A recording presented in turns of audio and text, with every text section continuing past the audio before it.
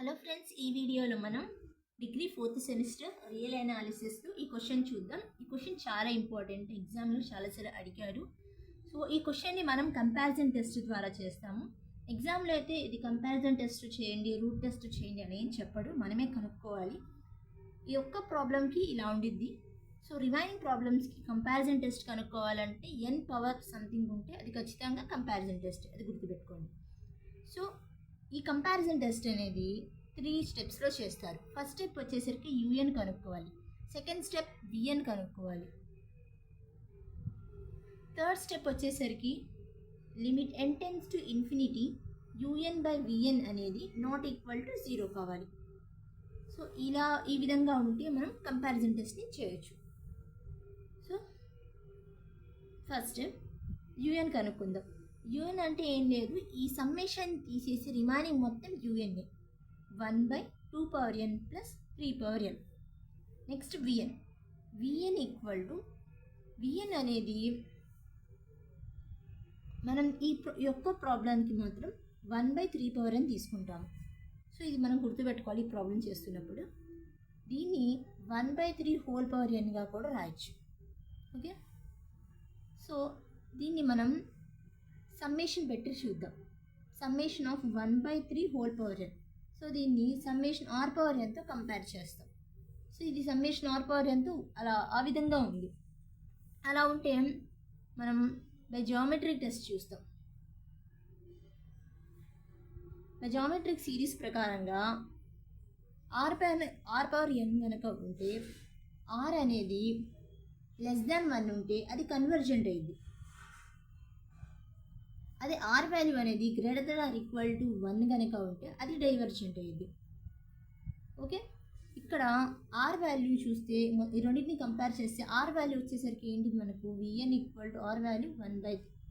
So r value ఎంత 1/3, r = 1/3 అని రాద్దాం.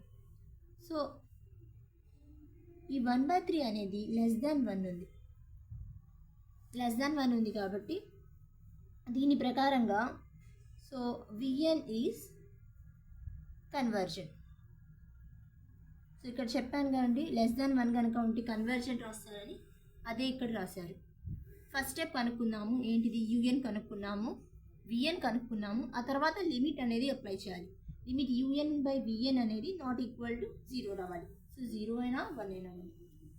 ఓకే, ఇప్పుడు చూద్దాం. Limit n tends to infinity UN by V N. Limit apply చేద్దాం. Limit n tends to infinity U N value ఎంతండి, ఇది 1/2n plus 3n.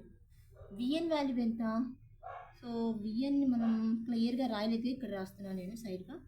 VN = 1/3 whole power n. ఇదే కండి విఎన్ వాల్యూ, అది ఇక్కడ అప్లై చేద్దాం. 1/3 హోల్ పవర్ n అని రాయొచ్చు, ఇక్కడ కూడా n అని రాయొచ్చు. సో దీన్ని మనం పైకి తీసుకెళ్దాం. Limit n tends to infinity 3n by 2n plus 3n. Okay, that equal to limit n tends to infinity. పైన న్యూమరేటర్లో 3n ఉంది, కింద మనం కూడా 3n బయటకు వచ్చేలాగా చూద్దాం. అంటే క్యాన్సిల్ అవ్వడానికి వీలుగా చూడాలి. 3n పైన అంతే రాస్తున్నాను, కింద 3nని కామన్ తీస్తున్నాను. ఇక్కడ 3n లేదు కాబట్టి డినామినేటర్లు వచ్చింది 2n బై 3n ప్లస్ 1. ఇక్కడ 3n బయటకు వచ్చేసింది. ఈ 3n క్యాన్సిల్ అయింది. Limit n tends to infinity 1/, so హోల్గా రాస్తున్నాను, 2/3 whole power n plus 1.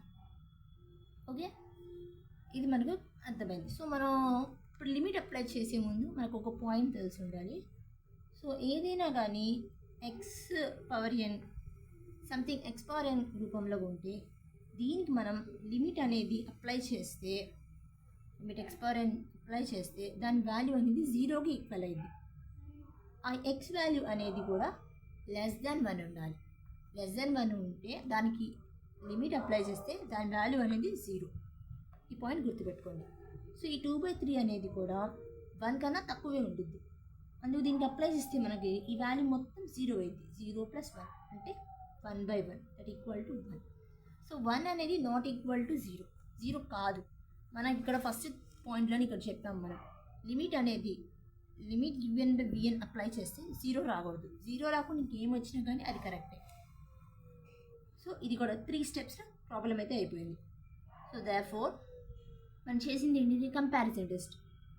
By comparison test ప్రకారంగా సమ్మేషన్ యుఎన్ ఈజ్ కన్వర్జెంట్ పైన మనం విఎన్లో ఏం కనుక్కున్నామో సేమ్ అది కూడా ఫైనల్ పాయింట్లో రాస్తాము. ఇదండి క్వశ్చన్. సో ఈ క్వశ్చన్ చాలా ఇంపార్టెంట్, నేర్చుకోండి. వీడియో నచ్చినట్టయితే లైక్ చేయండి, మీ ఫ్రెండ్స్కి షేర్ చేయండి. Subscribe please.